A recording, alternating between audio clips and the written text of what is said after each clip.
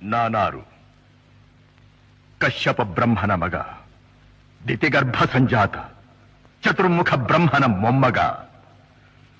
ವಿಧಾತನಿಂದ ವಿಧಿ ಬರಹವನ್ನೇ ಬದಲಾಯಿಸಿ ಮರಣವನ್ನೇ ಮೆಟ್ಟಿ ನಿಂತ ಮಹಾವೀರ. ಅದಿತಿಯ ಮಕ್ಕಳ ಅಟ್ಟಹಾಸವನ್ನು ಸುಟ್ಟು ಆದಿತ್ಯರ ಅಟ್ಟಹಾಸವನ್ನು ಮಟ್ಟ ಹಾಕಿದ ಸಾಹಸಿ.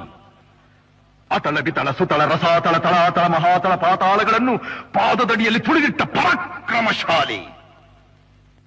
ಅಡಿಯಿಟ್ಟರೆ ಬೆರೆಯುವುದು ಭೂಮಿ, ತಲೆ ಎತ್ತಲು ಬೆಚ್ಚುವುದು ಭಾನು, ಕೈ ಎತ್ತಲು ನಡುಗುವುದು ಸೃಷ್ಟಿ.